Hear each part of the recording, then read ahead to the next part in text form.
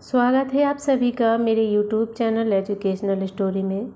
आज की कहानी है मालती जोशी जी की कहानी आवारा बादल। अगर आपको हमारी कहानी पसंद आए तो कृपया वीडियो को लाइक एंड सब्सक्राइब ज़रूर करिएगा। चलिए तो कहानी शुरू करते हैं। आई गोविंदा, आला रे। वह दरवाजे में जाकर खड़ा ही हुआ था कि सालू ज़ोर से चिल्लाई, जैसे गोविंदा नहीं कोई डाकू आ गया हो। देश पांडे काकी शायद कपड़े धो रही थी। गीली कमीज निचोड़ते हुए ही बाहर आ गई और रूखे स्वर में पूछा, क्या है रे गोविंद? अविनाश को भेज दीजिए। अभी तो चला गया। कहाँ? स्कूल। इतनी जल्दी कैसे चला गया? अब मेरे को क्या मालूम, जल्दी आने की बोला होगा।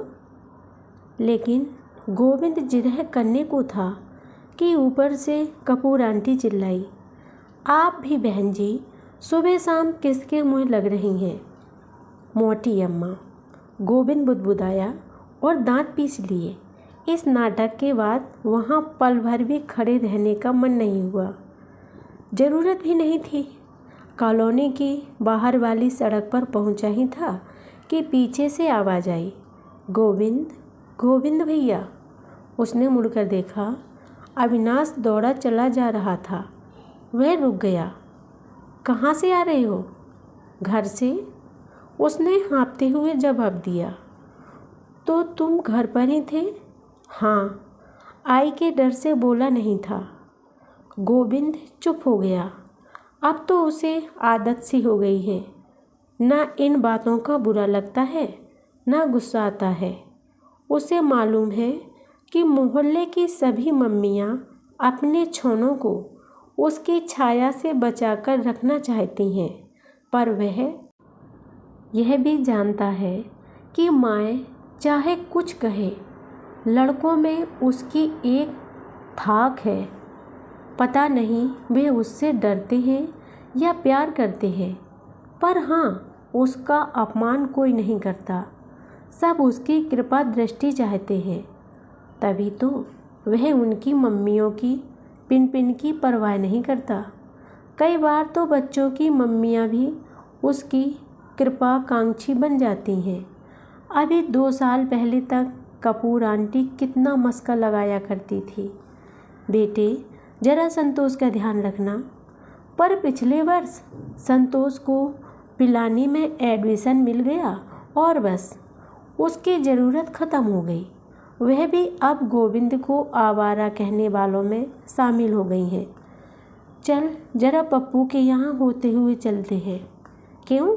अरे बाबा, उसने कहा था तुम नहीं आओगे तो माँ भेजेगी नहीं। पप्पू यानी कि प्रवीण मेहता, गोरा चिट्टा नाजुक सा शर्मीला सा लड़का। इसी साल वे लोग नागपुर से ट्रांसफ़र होकर आए हैं। प्रवीण इकलौता लड़का है। आंटी उसे जरा भी आँखों से ओझल नहीं करना चाहती। बड़ी मजबूती में स्कूल भेजती हैं। इसीलिए इस घर में गोविंद की बड़ी आव भगत होती है। प्रवीण एक तरह से गोविंद की कस्टडी में ही स्कूल जाता आता है। माँ बाप के इस अत्यधिक लाड़ प्यार के कारण ही स्कूल में उसे पप्पू नाम मिला हुआ है, जिसे बेचारा चुपचाप झेलता रहता है। वहाँ जाकर देखा, ऐसी तैयारी हो रही थी जैसे 10-20 दिन के लिए बाहर जाना हो। वाटर बॉटल, गिलास, नैपकिन, साबुन, पिपरमिंट की गोलियाँ, सारिडोन, बाम पल पल पर आंटी को याद आ रहा था और वे सामान का अंबार लगाए जा रही थी। पूरा हैंडबैग भर गया था। दोस्तों को देखते ही प्रवीण ने राहत की सांस ली और एकदम उठ खड़ा हुआ। अब रेवा दोबा। इसके उत्तर में मेहता आंटी ने स्टील का एक भारी भरकम टिफ़िन कैरियर सामने लाकर रख दिया। यह क्या? तीनों ने एक साथ पूछा। नाश्ता। लेकिन आंटी गोविंद बोला, खाने का इंतज़ाम स्कूल वालों की तरफ से ही है, वहीं पर दाल बाटी बनेगी। हम लोगों से 5-5 रुपये इसी के तो लिए गए हैं। अरे बाबा, खाना 2 बजे के पहले नहीं मिलने का? तब तक पेट में डालने के वास्ते कुछ होना मांगता कि नहीं? इतना? प्रवीण ने याचना भरी दृष्टि से गोविंद को देखा। गोविंद तुरंत पैतरा बदलकर बोला, आंटी, इतना बड़ा टिफ़िन प्रवीण कहाँ कहाँ लादे फिरेगा? खोने का डर अलग। अच्छा, तो आप ऐसा कीजिए, प्लास्टिक की थैलियों में डालकर दे दीजिए। मैंने भी ऐसा ही किया है। अविनाश ने अपना बैग खोलकर चकली और खुरमे के पैकेट्स दिखाए। फिर सारा सामान प्लास्टिक की थैलियों में डाला गया। मेहता आंटी बराबर हिदायत देती रहीं कि कौन सी चीज़ जाते ही खानी है, कौन सी शाम को खानी है, किस चीज़ के साथ कौन सा अचार लेना है, किस चीज़ में मिर्च ज़्यादा है, किस में नमक ज़रा कम हो गया है। सारा तामझाम उठाकर वे सड़क पर चले आए। तब तक उनके निर्देश जारी ही थे। वे जब तक मुड़कर आँख से ओझल नहीं हो गए, वे बराबर दरवाजे में ही खड़ी रहीं। घर से दूर होते ही प्रवीण ने छुटकारे की सांस लेते हुए कहा, इकलौता लड़का होना भी एक मुसीबत है यार। यह कहो कि मज़े हैं। यह मज़े देखो। प्रवीण ने जेब से एक पैकेट निकालकर दिखाया। छोटी सी बैंडेज सहित फर्स्ट एड का पूरा सामान था। आंटी को शायद पिछली बात याद आ गई होगी। अरे, ऐसी बातें वे भूलती ही कब हैं? प्रवीण ने कहा। बेचारा, पिछले महीने स्पोर्ट मीट हुई थी। उन लोगों का स्कूल टंग ऑफ वार में जीत गया था, पर उस रस्साकसी में प्रवीण के हाथ बुरी तरह छिल गए थे। उसके लड़कियों कैसे हाथों को लेकर साथियों ने बहुत मजाक बनाया था। उस छींटाकसी को तो वह दिलेरी के साथ सह गया था, पर घर पहुंचते ही माँ ने जो हाय तौबा मचाई थी, उससे तो वह शर्म से गड़ गया था। उसके बाद 8 दिन तक घर में बंद होकर रहना पड़ा था, इन्फेक्शन के डर से। दोस्तों को भी बाहर से ही विदा कर दिया जाता। गोविंद भैया, अविनाश ने चकली का पैकेट निकालते हुए कहा, एक एक पैकेट खाली करते चले, थोड़ा बोझ हल्का हो जाएगा। तुम लोग खाओ, मैं घर से नाश्ता करके चला हूँ, अभी भूख नहीं है, उसने रुखाई से कहा और थोड़ा आगे बढ़कर चलने लगा, जिससे उन्हें संकोच न हो। दरअसल उसे झेप लग रही थी। वह एकदम खाली हाथ चला आया था। माँ से कहा होता तो वे इतने सुबह भी कितना कुछ बना देती, पर कहने का मन ही नहीं हुआ। ना किसी ने उससे कुछ पूछा। आजकल घर का यही रवैया हो गया है। वह कहाँ जाता है, क्यों जाता है, कोई नहीं पूछता। वह जितनी भी देर से लौटे, कोई कुछ नहीं कहता। पहले पापा ज़रूर थोड़ी डांट डपट कर दिया करते थे, पर अब जैसे उन्होंने भी स्वीकार कर लिया है कि घर गोविंद के लिए सिर्फ खाने और सोने की जगह भर है, इसीलिए उन्होंने भी चुप्पी साध ली है। केवल झेप का ही सवाल होता तो चकली का आकर्षण उससे बहुत प्रबल था, पर आज सुबह के प्रसंग के बाद उसे देशपांडे काकी से और उनकी बनाई चीज़ों से भी तृष्णा हो गई थी। यही काकी किसी समय उसको कितना लाड़ किया करती थी। उन दिनों अविनाश का बड़ा भाई अरविंद उसके साथ पढ़ता और गोविंद का अधिकांश समय उसी परिवार के साथ गुजरता था, पर गोविंद वहीं का वहीं रह गया और अरविंद आगे बढ़ता चला गया। अब तो वह मेडिकल में पहुंच गया है। कभी रास्ते में टकराता है तो बात करते भी जैसे उसे शर्म आती है। उस घर से नाता एक तरह से टूट ही गया था। पर अविनाश इस साल उसकी कक्षा में आ गया तो लगा था कि पुराने धागे फिर से जुड़ जाएंगे। लेकिन जब उसके आसपास का सब कुछ बदल गया है तो देश पांडे परिवार ही कैसे अछूता रह जाता। जिस समय वे लोग पहुँचे स्कूल के अहाते में बस एकदम तैयार खड़ी थी। लड़के रोज चाहे लेट आते रहे हों, पिकनिक पार्टियों में तो समय से ही पहुंच जाते हैं। देर से पहुंचने वालों में बस वे ही लोग थे और इसके लिए प्रवीण अपनी माँ को लगातार कोसे जा रहा था। ठीक 7:30 बजे बस रवाना हुई और गाते बजाते हुए वे लोग 9:30 बजे डैम पर पहुंच भी गए। जैसा कि पहले से तय था, पहुंचते ही बच्चों ने फटाफट कपड़े उतारे और पानी में छलांग लगा दी। गोविंद अव्वल दर्जे का तैराक था। वहां किनारे के पास डुबकियां लगाने भर से उसका मन नहीं भरा। लोगों के मना करने के बावजूद वह जलाशय का पूरा चक्कर लगा आया। फिर वह तरह तरह के स्ट्रोक्स से किनारे पर खड़े लोगों का मनोरंजन करने लगा। खेलों का बादशाह था गोविंद। चाहे वह कबड्डी हो या बास्केटबॉल, स्लो साइकिलिंग हो या वाटर पोलो, वह हमेशा सब पर भारी पड़ता था। इसीलिए हर स्कूल में वह लोकप्रिय भी हो जाता था। काफ़ी कर्तव्य दिखाने के बाद जब कुछ थकान सी महसूस हुई तो वह किनारे की ओर लौटने लगा। तभी बाईं ओर शोर सा सुनाई पड़ा। एक साथ कई स्वरों में बचाओ बचाओ।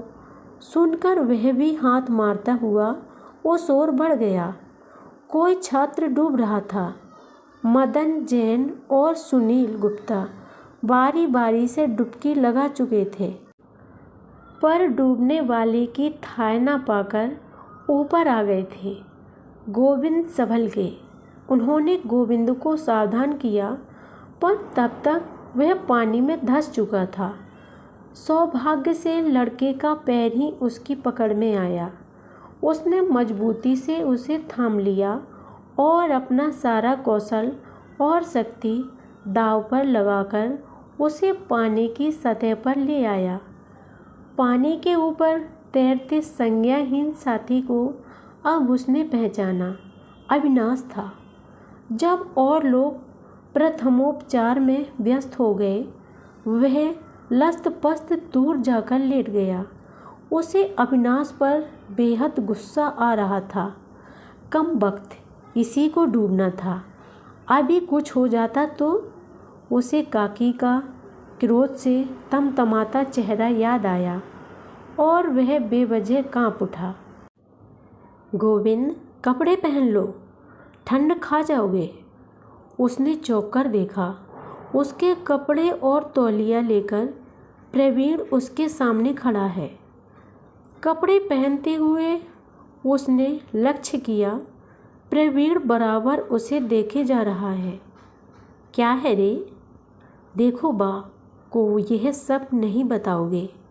उसके स्वर में याचना थी। उसे वे सारी हिदायतें याद आ गईं जो चलते समय आंटी ने दी थीं। माएँ डरती हैं तो गलत थोड़ी ही है। देखना, कभी कभी ऐसा भी तो हो जाता है। फिर भी अच्छा नहीं कहूँगा बस। उसने प्रवीण की पीठ थपथपा दी। वह आश्वस्त हो गया। पिकनिक का सारा मूड हवा हो गया था। फिर भी जो खाना बन गया था उसके साथ न्याय तो करना ही था। तब यह हुआ कि अविनाश को शहर भेज दिया जाए ताकि उसका इलाज ठीक से हो सके। डाक बंगले में रुके हुए अफसर महोदय ने सहृदयता का परिचय दिया और अपनी जीप में ड्राइवर के साथ दे दी। 2 टीचर्स, गोविंद और एक और छात्र मरीज को गोद में लेकर पीछे की तरफ बैठ गए। जीप शहर की ओर दौड़ने लगी। घटना से सभी लोग इतने स्तब्ध थे कि पूरे रास्ते कोई कुछ नहीं बोला। अभी 4 घंटे पहले इसी रास्ते से वे लोग कैसी मस्ती के आलम से गुजरे थे और अब शहर की सीमा में प्रवेश करते ही गोविंद ने कहा, पहले इसके घर खबर कर देते सर, वे लोग भी अस्पताल चले चलते। बात सबको जच गई। बतौर गाइड गोविंद सामने वाली सीट पर जाकर बैठ गया। कुछ ही मिनटों में गाड़ी देश पांडे साहब के घर के सामने खड़ी थी। हॉर्न सुनते ही काकी दौड़ी आई। जैसे ही गोविंद ने उन्हें सारी बात बताई, वे एकदम चीख पड़ी। मैं पहले इच कहती थी, गोविंद के साथ मत जा, बोलती थी, पर उसको तो ये इच दोस्त मिला है पूरे स्कूल में। बहन जी, पाटिल सर पता नहीं कब उतर आए थे। गंभीर स्वर में बोले, आपका लड़का बीमार है, पीछे गाड़ी में लेटा है। आप चाहे तो हमारे साथ अस्पताल चलिए। और एक बात याद रखिए, आज गोविंद नहीं होता तो आपका लड़का घर वापस नहीं आता। काकी एकदम अवाक देखती रह गई। उनकी आंखें छलछल आईं। इसके बाद जो नाटक होता वह गोविंद की बर्दाश्त से बाहर था। सर, उसने कहा, मैं बहुत थक गया हूँ, घर जाऊँगा। और उनकी अनुमति की राह देखे बिना वह घर की ओर मुड़ गया। घर एकदम सुनसान था। रविवार की दोपहर तो पापा ने दास गुप्ता अंकल और शतरंज के नाम कर रखी है। उनके घर पर रहने का सवाल ही नहीं उठता। लगता है सीमा भी पड़ोस में टीवी देखने निकल गई है। मिलिंद भी कहीं क्रिकेट खेलने निकल गया होगा। हर रविवार को उनकी टीम अड़ोस पड़ोस की टीमों से मैच खेलती है और 50-55 पर आउट होकर लौटती है। उड़के हुए दरवाजे को ठेलकर भीतर गया तो सामने की दीवार घड़ी पर नज़र पड़ गई। 1:30 बज रहा था। उसे याद आया कि 1 कप चाय के सिवाय उसने सुबह से कुछ नहीं लिया है और भूख से उसकी आंतें कुलबुला रही हैं। वह उसी तरह जूते बजाता हुआ रसोई के दरवाजे पर जा खड़ा हुआ। माँ आंगन में धूप सेकती हुई किसी का स्वेटर बुन रही थी। आहट सुनकर भीतर आ गई। एक बार उन्होंने उसके धूल सने जूते देखे, गर्द भरे कपड़े और बिखरे बालों पर एक नज़र डाली। फिर चुपचाप दरवाज़ा खोलकर किचन में चली गई। गैस जलाकर खाना गर्म किया और थाली लगाकर मेज पर रख दी। जब तक वह खाना खाता रहा, वह बुनाई के लिए पास ही कुर्सी पर बैठी रही। मांगने से पहले ही हर चीज़ उसकी थाली में पहुंचती रही। भूख का पहला आवेग समाप्त होने तक वह कचर कचर खाता रहा, पर बाद में कमरे के उस स्तब्ध वातावरण में उसे अपनी ही आवाज़ बड़ी भौंरी मालूम हुई। उसे याद आया, माँ को इस तरह आवाज़ करते हुए खाना जरा भी नहीं भाता। शुरू में तो वे गोविंद को हमेशा टोक दिया करती थी। उस समय दादी यदि कहीं आसपास होती तो दहाड़ उठती, अब बच्चे को खा भी लेने दो मैम साहब, कायदे कानून बाद में सिखाना। माँ बेचारी कट कर रह जाती। माँ, हमें भी भूख लगी है, हमें भी खाना दो। सीमा और मिलिंद पता नहीं कहाँ से दौड़ते हुए एक साथ घर में दाखिल हुए। अरे अरे, पहले ज़रा हाथ पांव धो लो, बाहर से आ रहे हो ना, माँ ने डपटा। बच्चे उसी तरह शोर मचाते हुए बाथरूम में घुस गए। गोविंद ने एक नज़र चुपके से अपने जूतों पर डाली। एक बारगी उसे गिलानी हो आई, पर दूसरे ही पल उसका विद्रोही मन फन निकाल कर खड़ा हो गया। अपने बच्चों को कैसी तहजीब सिखाई जा रही है। तीसरा कोई उजड्ड है तो हुआ करे। उसकी भूख जैसे एकदम गायब हो गई। थाली में आधी रोटी छोड़कर वह उठ गया। हाथ धोते हुए सुना, मिलिंद कह रहा था, भैया रोटी छोड़कर उठे हैं, उन्हें डांटिए। भैया बड़े हैं, उनकी बराबरी नहीं करते। माँ ने हंसकर कहा, हमें क्यों डांटेंगी। अपने कमरे में जाते हुए वह बुदबुदाया, हम उनके कौन लगते हैं। उसका कमरा यानी कि छत के सिरे पर बना हुआ छोटा सा टिन सेट गर्मियों में बिस्तर पलंग आदि रखने के लिए बनवाया गया था। उसे अच्छी तरह ढाँप ढोक कर 2 साल में गोविंद ने उसी में डेरा डाल लिया है। कभी कभी वह बेतरह गर्म हो जाता है, पर एकांत के लालच से गोविंद उसे छोड़ता नहीं। पता नहीं क्यों इन दिनों उसे सबसे अलग अलग रहना ही अच्छा लगता है। सर में जैसे हथौड़े चल रहे थे। उसने एक रूमाल कसकर बांधा और बिस्तर पर लेट गया, पर जरा सी करवट लेते ही वह दर्द से कराए उठा। दाहिनी बाजू में बला का दर्द हो रहा था। तब जोश में पता नहीं चला था, पर अविनाश को बाहर निकालना उसे बहुत भारी पड़ा था। पूरा शरीर कसक रहा था, पर हाथ तो पके हथौड़े की तरह दुख रहा था। सर अलग फटा जा रहा था। खाली पेट धूप में जो घूमता रहा था। माँ से कहेगा तो अभी अदरक डालकर चाय बना देगी, सिर दबा देगी, हाथ की मालिश कर देगी, पर कहने का मन ही नहीं हुआ। खुद ही चुपचाप नीचे उतर आया। पापा की दवाई वाली संदूकची से एक स्प्रो निगल ली। फिर आयोडेक्स की शीशी लेकर वापस कमरे में आ गया। आयोडेक्स मलता हुआ पुनः पलंग पर लेट गया। नीचे आंगन में माँ पुनः बुनाई लेकर बैठ गई थी। सीमा, मिलिंद उनके अगल बगल लेट गए थे और स्कूल की दोस्तों की टीवी की खबरें सुना रहे थे। पता नहीं कहने को कितनी सारी बातें उनके पास थीं। दोनों में जैसे होड़ सी लगी हुई थी। बीच बीच में माँ की खनकती हंसी भी सुनाई दे जाती थी। उसका मन हुआ वह भी दौड़कर नीचे चला जाए और माँ की गोद में सर छुपाकर लेट जाए।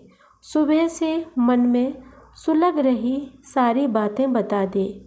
देश पांडे काकी और कपूर आंटी की शिकायत कर दे।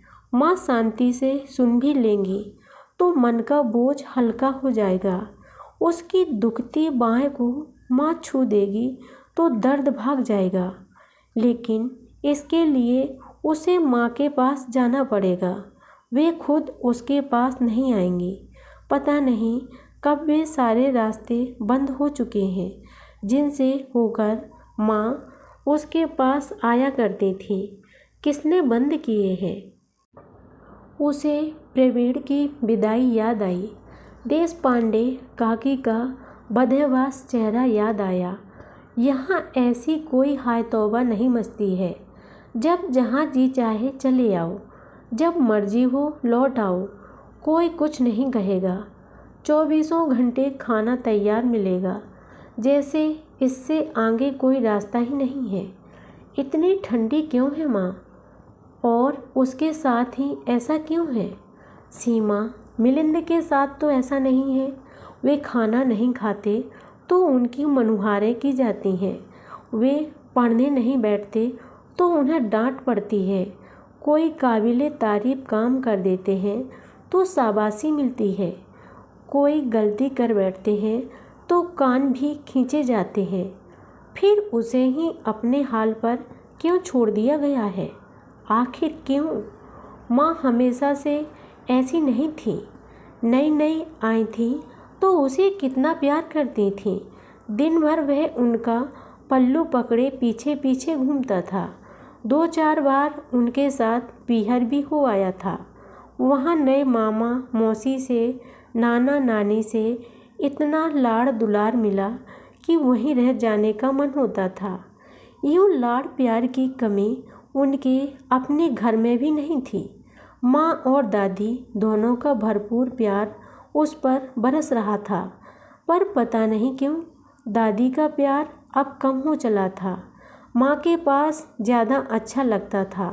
दादी को इस बात पर बहुत ताव आता था।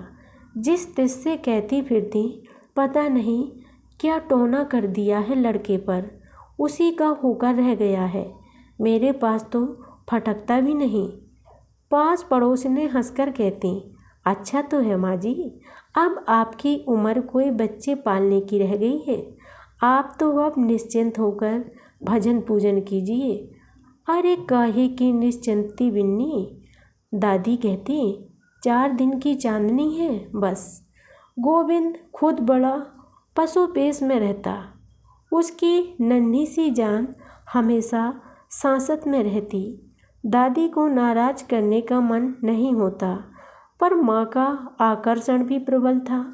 जीवन में पहली बार इस मधुर महत्व का स्वाद पाया था। उसका मोह छूटता नहीं था। माँ और दादी दोनों ही उस पर जान छिड़कती थी, पर दोनों में एक बुनियादी फर्क था। दादी का प्यार एकदम मुक्त निर्द्वंद था, जबकि माँ थोड़ा सा अनुशासन चाहती थी। दादी तो सुबह बिस्तर में ही लड्डू या हलवे की कटोरी पकड़ा देती थी। चाय तो जितनी बार घर में बनती उसे मिलती ही थी। माँ सबसे पहले मंजन करती थी, इसके बाद दूध मिलता था। हाँ, दूध ही मिलता था। उसकी चाय की आदत उन्होंने बड़ी तरकीब से छुड़ा दी थी। कभी काला भुस हो जाने पर डर दिखाया था, कभी महावीर जी जैसा बलवान बनने का लालच दिया था। उसने अपने आप चाय छोड़ दी थी और दोनों वक्त दूध पीने लगा था। रात में माँ प्यारी प्यारी कहानियाँ सुनाती थी, पर उनके लिए दिन में थोड़ी देर प्लेट लेकर बैठना होता था। उसके साथ वाले लड़के स्कूल जाने लगे थे। माँ का बस चलता तो उसे भी भेज देती, पर हाई कमान की मर्जी के आगे बेबस थी। दादी अभी से दूध मुँहे बच्चे को जेल खाने में नहीं ठूंसना चाहती थी। माँ के आने से पहले वह घर में कम ही टिकता था। दादी के साथ मंदिरों की सैर करता था या महेश के साथ खेलने के लिए बुआ के यहाँ निकल जाता।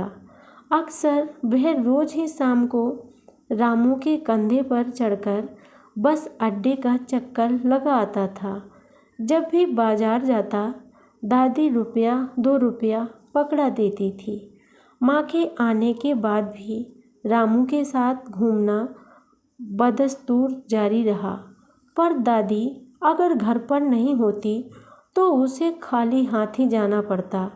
दादी को पता चलता तो बहुत खफा हो जाती। उनके सामने जब भी घूमने निकलता, वे पूछती, पैसा टका कछु दे है महतारी ने कि ऐसे ही चले हो। फिर अपने बटुए से रुपया निकाल कर पकड़ाती और सबको सुनाकर कहती, अरे छोटे लोगों के मोड़ा मोड़ी भी चवन्नी अठन्नी लेकर निकलते हैं, और यहाँ देखो किसी चीज़ पर लड़के का मन आ जाए तो। पर कई बार ऐसा होता कि लड़के का मन किसी चीज़ पर आता ही नहीं। दादी का रुपया वैसे ही वापस आ जाता। बाजार में भिन्न भिन्न करती मक्खियाँ, खोमचे वालों के गंदे हाथ, सड़क से उड़ती धूल, बीड़ी सिगरेट का धुआं, ये सारी चीज़ें जैसे गोविंद ने पहली बार लक्ष्य की थी। दादी बेहद नाराज़ होती, मैम साहब लड़के को एकदम अंग्रेज बनाए दे रही हैं। 2 घड़ी मन बहला आता था बेचारा, अब वह भी छूट गया। इन सब चीज़ों के छूट जाने का गोविंद को जरा भी मलाल नहीं था। उनसे अच्छी चीज़ें रोज़ घर में बन रही थीं, पर दादी को जैसे विश्वास ही नहीं होता था। वह भी सर्दियों की ऐसी ही एक गुनगुनी दोपहर थी। इसी आंगन में दादी अपने बड़े से पलंग पर लेटी थी और श्यामा खवासन उनके पैरों में नारायण तेल की मालिश कर रही थी। उसकी तीखी गंध से घबराकर माँ ने अपनी कुर्सी दूर चमेली के नीचे लगा ली थी। वहीं बैठकर वे गोविंद के लिए 3 रंगों वाला स्वेटर बुन रही थीं। दादी का यह पलंग गोविंद को बड़ा प्रिय था। इस पर बस का खेल बहुत अच्छा जमता था। रामू के साथ रोज़ बस अड्डे की सैर करके वह इस हुनर में पारंगत हो गया था। उन दिनों बस ड्राइवर उसकी कल्पना का सबसे आदर्श पुरुष हुआ करता था। जब भी कोई पूछता, गोविंद बड़े होकर क्या करोगे, वह झट से जवाब देता, बस चलाऊंगा। तब नहीं पता था कि वह अपने मुंह से अपनी ही भविष्यवाणी कर रहा है। दादी उसकी परमानेंट पैसेंजर थी। कभी माँ और कभी मेहरी को भी वह ज़बरदस्ती अपनी गाड़ी में बिठा लेता था, पर श्यामा उसे सबसे अच्छी लगती थी। आंखें मटकाकर ऐसी लच्छेदार बातें करती कि बस हमेशा उसे डिलेवर बाबू कहकर बुलाती, कभी नाम नहीं लेती। उस दिन भी श्यामा को देखकर वह मूड में आ गया था। पहले तो उसने मुसाफिरों को टिकट बांटे, फिर बचे हुए कागज़ की बीड़ी बनाकर कान पर रख ली। दादी और श्यामा उसकी अदा पर मुस्करा दी। इससे उसका उत्साह बढ़ गया। माँ की नज़र बचाकर उसने बीड़ी का एक भरपूर कस लिया। वे दोनों खिलखिलाकर हंस पड़ी। वह काल्पनिक धुएं के छल्ले बनाने लगा। वे हंस हंस कर लोटपोट हो गई। शोर सुनकर माँ ने आँख उठाकर देखा। उसने तुरंत बीड़ी फेंक दी और वह गाड़ी स्टार्ट करने लगा, पर गाड़ी किसी जिद्दी बच्चे की तरह अकड़कर बैठ गई थी। किसी तरह स्टार्ट ही नहीं हो रही थी। ससाली तेरी, उसके मुँह से यह भारी भरकम गाली सुनकर श्यामा तो हंसी से दोहरी हो गई। हंसते हंसते दादी के गले में फंदा पड़ गया। उन्हें और खुश करने के लिए उसी वजन की एक और गाली निकालने जा रहा था कि तड़ाक, मेहंदी भरे हाथों का एक तमाचा उसके गाल पर पड़ा। यह सब कुछ इतना अप्रत्याशित था कि सबके सब अवाक रह गए। वह तो रोना ही भूल गया। पल भर को एक भीषण स्तब्धता छा गई, पर दूसरे ही क्षण दादी ज्वालामुखी की तरह फट पड़ी। डायन, मेरे लड़के पर हाथ उठाया तूने? कल की घर में आई, अपने को राजरानी समझने लगी। समझ क्या रखा है? क्या उसके सिर पर कोई नहीं है जो तू यूं हुक्म चला रही है? अरे, उसकी माँ मर गई तो क्या हुआ, अभी उसकी दादी बैठी है। खबरदार जो उसकी तरफ आँख उठाकर भी देखा। दादी धुआंधार बोलती चली गई। माँ की अगली पिछली 7 पीढ़ियों को उन्होंने तार दिया। शोर सुनकर मोहल्ला इकट्ठा हो गया। पास पड़ोस की औरतें 6 महीने से इसी शुभ घड़ी का इंतज़ार कर रही थीं। फौरन दौड़ी चली आईं।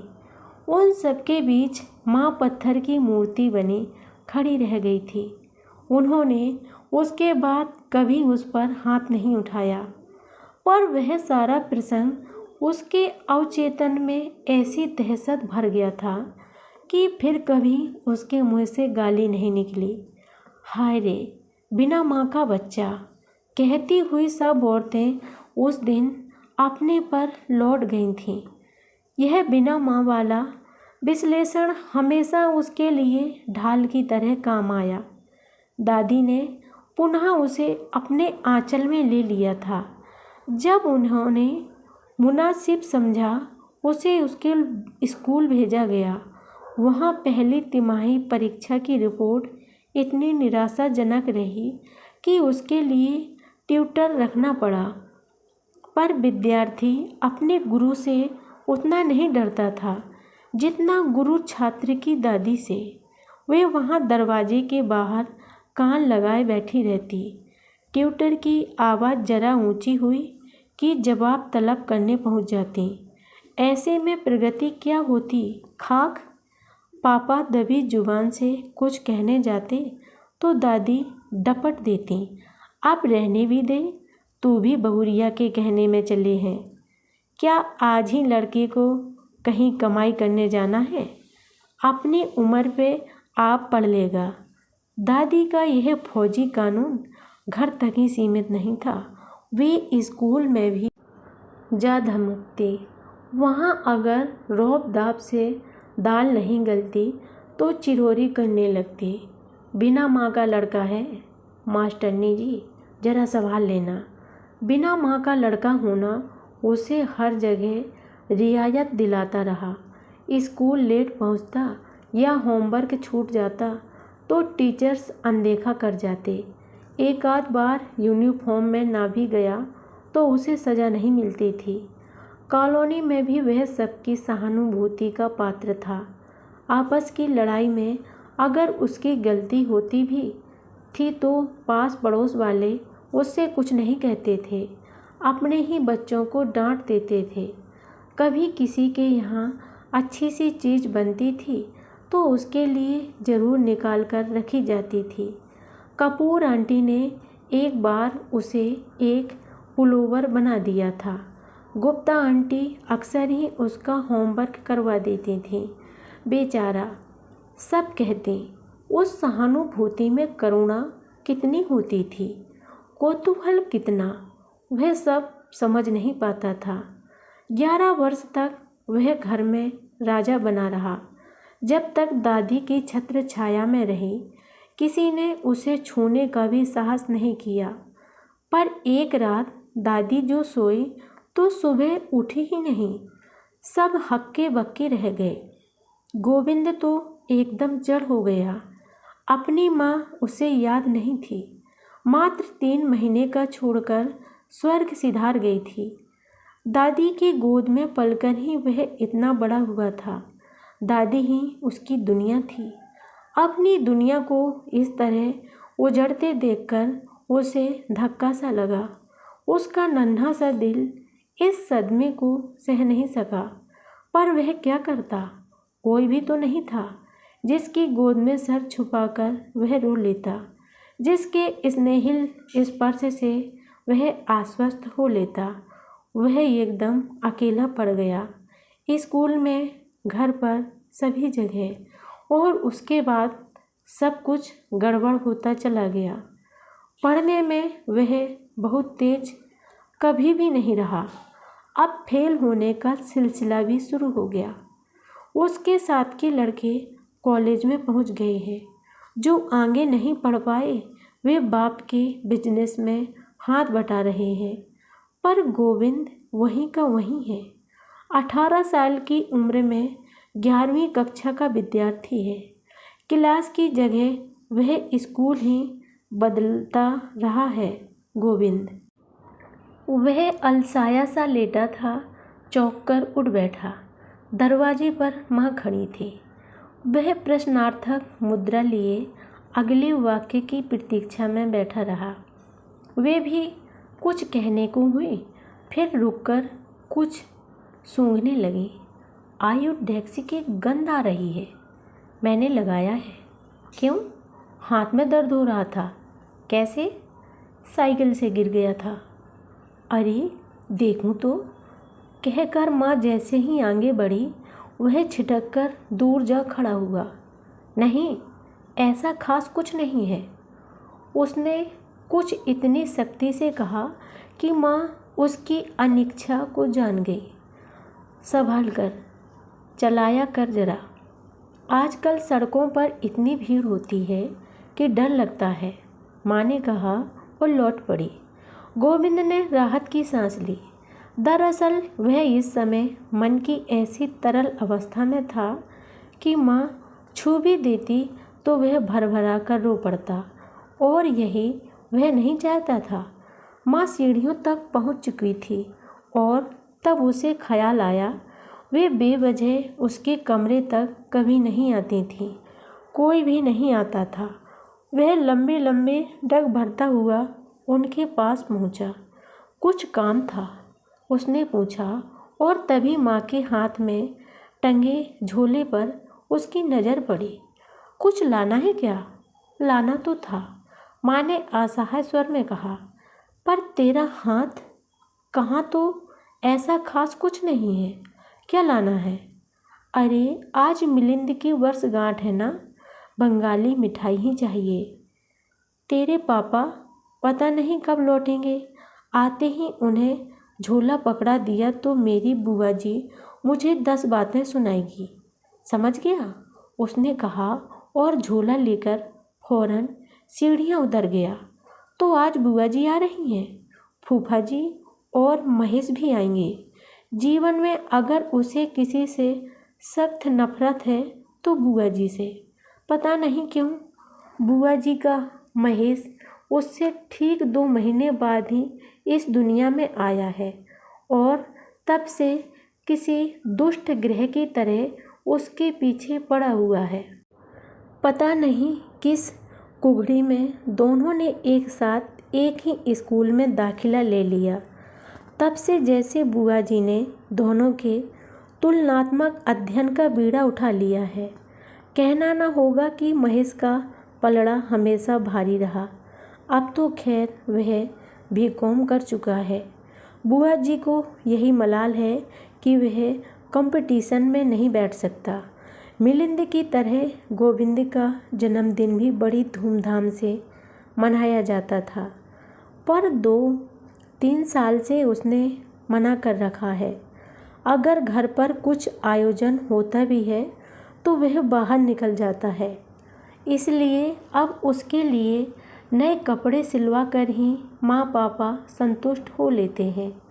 बचपन में जिस दिन की उसे बेहद प्रतीक्षा रहती थी, वही दिन अब उसे सालने लगा है।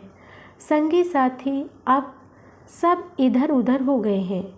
दूसरे घर में छोटा सा भी समारोह हो तो बुआ जी को टाला नहीं जा सकता। पापा की एक ही तो बहन है, और वह भी शहर में। बुआ जी जब भी आती हैं उनका महेश पुराण शुरू हो जाता है। उसे सुनकर गोविंद का खून खौलने लगता है। वह तो आज भी जाते ही माँ से कह देगा कि जो भी बना है मुझे परोस दो।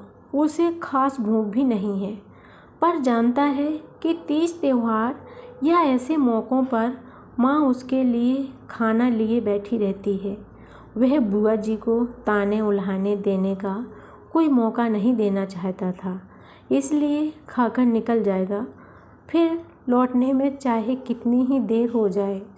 घर पहुँचते ही उसने जान लिया कि बुआ जी का आगमन हो चुका है। उनकी बुलंद आवाज़ सड़क तक आ रही थी। वे माँ से कह रही थीं, भैया से कहूँगी ये आए तो खाने पर बात करें। भैया कहेंगे तो अच्छा लगेगा, कहीं ना कहीं लगवा ही देंगे। इतनी जगह जान पहचान है, ना होगा कुछ दिन अपनी दुकान पर ही बिठा लेंगे। उसकी पढ़ाई तो हो जाने दीजिए। अरे पढ़ता ही होता तो क्या बात थी। अब महेश को पढ़ा ही रहे हैं कि नहीं, पर ये 18 पार करके 19वें में चल रहा है। अभी तक मैट्रिक से नहीं निकला। यूँ ही पैसे बिगाड़ने से फ़ायदा। तुम्हारे और भी तो बच्चे हैं कि नहीं? बस हो गई शुरू। गोविंद का मन हुआ कसकर उनका मुँह बंद कर दे। आवाज़ और लहजा एकदम दादी का पाया है। गरजती थी तो पूरे मोहल्ले को गूंजा कर रख देती, कलेजा छलनी करके रख देती। और मैं फूफा जी की दुकान पर बैठूंगा। थू, इससे तो फरीद के वर्कशॉप में ही चला जाऊं तो क्या बुरा है।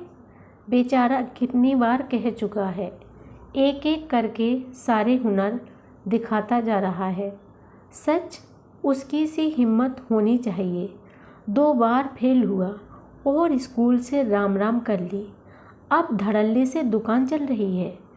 करना ही होगा तो फरीद के साथ काम करूँगा। फूफा जी के साथ बैठकर साड़ियों की तह नहीं लगवाऊँगा। माँ, उसने दरवाजे से ही आवाज़ दी, ये सामान ले लो और जो भी बना हो मुझे परोस दो, रात लौटने में देर हो जाएगी। बना तो अभी कुछ भी नहीं है, एक सब्जी भर बनी है। अच्छा ठहर, 2 पूड़ी उतार देती हूँ। मिठाई तो तुम लाया ही है। माँ रसोई की ओर मुड़ी ही थी कि सीमा दौड़ी दौड़ी आई। माँ, पता है आज अभी भैया डूबते डूबते बचे हैं। अरे कैसे? सब लोग पिकनिक पर गए थे बांध पर, पता है भैया ने उन्हें बाहर निकाला है। गोविंद, माँ के स्वर में आश्चर्य था, आंखों में अभियोग। गोविंद ने नजरें झुका लीं। ऐसे रिस्क लेते हैं कहीं? माँ ने कांपते स्वर में कहा। कोई सामने डूब रहा हो तब भी? माँ चुप रही। गोविंद को जैसे बहाना मिल गया। थोड़ी देर अभी के पास जाकर ही बैठूंगा। सुबह दर्द के कारण उसे वैसे ही छोड़कर चला आया था। अच्छा, 2 पूड़ी उतार देती हूँ, झटपट आजा। हाथ मुँह धोकर कपड़े बदले, जेब टटोली, मुश्किल से 50 पैसे निकाले। कल से 10-12 रुपये खर्च कर चुका है। आज जेब एकदम खाली थी। माँ को हिसाब देते समय ही बचा लेता तो ठीक था। माँ कुछ नहीं कहती, पर बुआ जी के डर से पाई पाई वापस कर दी। मांगने से अब भी माँ मना नहीं करेंगी, पर बुआ जी के डर से ही फिर चुप रहा। चलो 50 पैसे तो है, चाय के काम आ जाएंगे। रसोई में आते हुए देखा, माँ की ड्रेसिंग टेबल पर पाउडर के डिब्बे के नीचे 50 का नोट रखा हुआ है। उसने धीरे से उठाकर जेब में डाल लिया। माँ से बाद में कह देगा, ऐसा वह कई बार कर चुका है। माँ मना भी नहीं करती, कहती है बस मुझे पता होना चाहिए। अपनी प्लेट लेकर वह रसोई में ही जम गया था। मुश्किल से 2 कौर खा पाया होगा कि बुआ जी की चीख सुनाई दी, गोविंद, यहाँ 5 का नोट रखा था, तूने उठाया तो नहीं? वह भीतर तक काट हो आया। फिर भी उसने गुर्रा कर पूछा, कौन सा नोट? अरे अभी तो ड्रेसिंग टेबल पर रखा था। माथुराइन के यहाँ जा रही थी, सोचा पोते को देखाऊं। नोट रखकर बाथरूम तक क्या गई, गायब हो गया। क्या शोर है भाई, पापा को भी इसी समय आना था। अरे जगदीश, मेरा 5 का नोट अभी यहाँ रखा था, अभी गायब हो गया। बीवी जी, माँ के सख्त स्वर से सभी चौंक उठे। घर के बच्चे पर कैसा आरोप लगा रही हैं आप? मैंने उठाया था वह नोट, मैं ही रखकर भूल गई हूँ, अभी लाकर देती हूँ। हाय तौबा, मत मचाइए। माँ झम्मे से उठकर अंदर गई। उनके उठते ही जैसे गोविंद में चेतना लौटी। वह एकदम उठ खड़ा हुआ और हाथ धोने चला गया। माँ दौड़ी दौड़ी रसोई में आई और चिल्ला पड़ी, ये लीजिए अपना नोट। और यह क्या, गोविंद कहाँ गया? खा चुका शायद। खाया कहाँ, अभी तो शुरू किया था। देख लिया आपने, लड़का भूखे पेट थाली से उठ गया है। तोहमत लगाने से पहले इंसान को कुछ सोचना चाहिए। माना कि आपके बेटे जैसा होशियार नहीं है, पर इससे क्या, वह चोर हो जाएगा। गोविंद ने चुपके से साइकिल उठाई और बाहर निकल आया। अब वह कभी माँ को अपना मुंह नहीं दिखा सकेगा। वह एक बार उससे पूछ भी लेती तो वह भरा बैठा था, कुछ भी बोल जाता, पर उससे बिना कुछ पूछे ही इस तरह ढाल बनकर तन जाना, उसका अपराध अपने सिर ओढ़ लेना नहीं। अब वह कभी माँ के सामने खड़ा न हो सकेगा। 3-4 घंटे सड़कों पर घूमने के बाद वह स्टेशन चला आया। दरअसल उसका यहाँ आने का कोई इरादा नहीं था। वह तो अपने में इतना खोया हुआ था कि कोलाहल सुनने पर ही भान हुआ वह कहाँ आ गया है। शायद कहीं भाग जाने की सुप्त इच्छा ही उसे यहाँ ले आई थी। स्टेशन पर आते ही उसे बुआ जी पर ताव आने लगा। भला की कंजूस है, कहने को इतने बड़े आदमी हैं ये लोग, पर नियत के एकदम खोटे हैं। अब पूरा कुनबा खाना खाने आएगा और जाते समय मिलिंद को एक खिलौना या किताब पकड़ा जाएगा। माथुर आंटी ने इतनी पुरानी दोस्ती है बुआ जी की, पर यह नहीं हुआ कि उनके पोते के लिए 10 रुपये ही निकल आते। बस एक 5 का पत्ता अलग से निकाल कर रख लिया, जिससे पर्स न ले जाना पड़े। 10 का निकालती तो गोविंद का ही कुछ काम बन जाता। चोरी भी लगी तो 5 रुपल्ली के लिए। अब उसमें वह क्या क्या कर ले। 50 पैसे तो साइकिल स्टैंड वाले न रख लिए।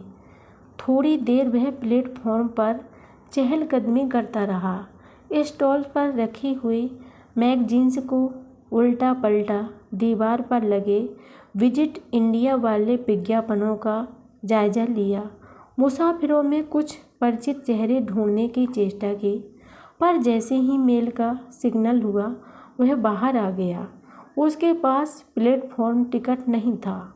कम वक्त, वह भी तो अब 1 रुपये का हो गया है। स्टेशन के बाहर वाले बारामदे में ढेरों मुसाफिर सोए हुए थे। प्लेटफॉर्म पर बिना किसी साज सामान के घूमते बड़ा संकोच हो रहा था। लगता था हर कोई उसे संदेह की दृष्टि से देख रहा है। यहाँ उसके जैसे कई थे। जनवरी की ठंडी रात उसे कपकपी छूट रही थी। उसे अपना गर्म बिस्तर याद आ रहा था। सौंधी अदरक वाली चाय याद आ रही थी। भूख से आते कुल बुला रही थीं। सो अलग जेब में 4.5 रुपये थे, जिन्हें उसने सूम के धन की तरह सहेज रखा था। अब उसके भविष्य का पूरा दारोमदार उन्हीं रुपयों पर है। उन्हें कैसे खर्च कर दे।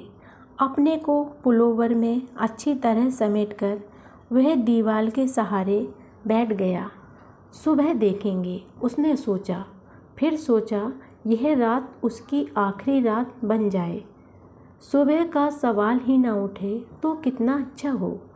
वैसे कोई आश्चर्य भी नहीं कि यह ओस भींगी ठंडी रात उसे हमेशा के लिए ठंडा कर दे।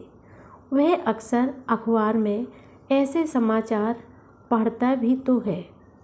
उसे लगा यूं ही पागलों की तरह लोग नदी में छलांग लगा देते हैं या रेत के नीचे लेट जाते हैं। शरीर पर मिट्टी का तेल छिड़क लेना तो और भी भयानक है। एक रात खुले में सो भर लें तो बात बन सकती है। उसने सामने सोए लोगों को ईर्ष्या से देखा। उन्हें ठंड नहीं लगती या ये आदी हो गए हैं। एक पतली सी चादर, एक फटा सा कंबल भी इनके लिए काफ़ी है। उसे तो पूरी बाँह के स्वेटर और कोट में भी कपकपी छूट रही है। सारा शरीर जैसे सुन्न हुआ जा रहा है। बैठे बैठे कब ज़मीन पर लुढ़क गया पता ही नहीं चला। पता नहीं कितनी रात बीत गई थी जब उसे लगा कि कोई हिला रहा है। बड़ी मुश्किल से आंखें खोली तो टॉर्च की तेज रोशनी तीर की तरह जा चुभी। उसने पुनः आंखें बंद कर लीं। गोविंद, ए गोविंद, उसे आवाज़ पहचानी सी लगी। उसने फिर से आंखें खोलीं। हथेली से टॉर्च की रोशनी को छेक कर देखा। देश पांडे काका थे, साथ में कॉर्नर वाले गुप्ता अंकल भी। वाह भैये, अच्छा ठंड में मारा हमें। अब चल उठ, आप लोग यहाँ झक मार रहे हैं। चल उठ, घर चल। घर का नाम सुनते ही जैसे उसके दिमाग में बिजली कौंधी। तो वह स्टेशन पर पड़ा हुआ है, गरीब फटे हाल लोगों की तरह नंगे फर्श पर लेटा हुआ है। घर से भागा हुआ लड़का, बस उसकी यशोगाथा में यह एक कसर तो रह गई थी। कल को पूरी कॉलोनी में बात फैल जाएगी। देखने वालों की नज़रों में हिकारत और बढ़ जाएगी। उपहास के लिए लोगों को एक और विषय मिल जाएगा। नहीं, अब वह घर कभी नहीं जा सकता।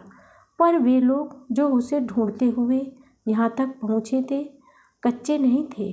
चल रे बाबा, देशपांडे काका ने कहा और उसे पकड़कर खड़ा किया। उसे लगा वह चक्कर खाकर गिर पड़ेगा। जरा पकड़ना गुप्ता जी, लड़का ठंड खा गया है। दोनों सहारा देकर उसे एक तांगे तक ले आए। मेरी साइकिल, उसने क्षीण स्वर में कहा। रहने दो, मेरा स्कूटर भी है, सुबह ले जाएंगे। ऐसी हालत में तो तू स्कूटर पर भी बैठ नहीं पाएगा। अक्खी रात तेरे को ढूंढा बाबा, कुएं बाबड़ी सब देख लिए। तेरा पापा तो सर पकड़कर बैठ गया है। बोल ताइच नहीं। देशपांडे जी, मैंने तो पहले ही कहा था। गुप्ता अंकल बोले, सबसे पहले रेलवे स्टेशन चलिए। आजकल जो लड़का घर से निकलता है अमिताभ बनने के लिए सीधा बम्बई भागता है, पर आप लोग मानने ही नहीं। अरे इसकी माँ बोली ना, गुस्सा करके गया है, इस वास्ते हम डर गया। जवान लड़कों का कोई भरोसा है साला, गरम खोपड़ी होती है इनकी। क्यों रे गोविंद, बुआ जी से कुछ झगड़ा हुआ था? नहीं तो अंकल, पता नहीं, भाभी की उनसे जमकर लड़ाई हुई है। रोती जाती थी और कहती जाती थी, आपकी वजह से लड़का घर से गया है। बेचारा थाली पर से भूखा उठकर चला गया। उसे कुछ हो गया तो मैं ज़िंदगी भर आपका मुँह नहीं देखूंगी। भाभी को इतना गुस्सा होते पहले कभी नहीं देखा।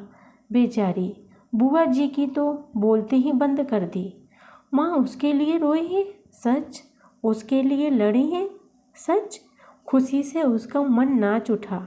अब वह निश्चिंत होकर घर लौट सकेगा।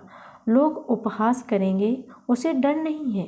हिकारत से देखेंगे, उसे परवाह नहीं है। अब वह जमाने भर के ताने उल्हाने सह सकता है।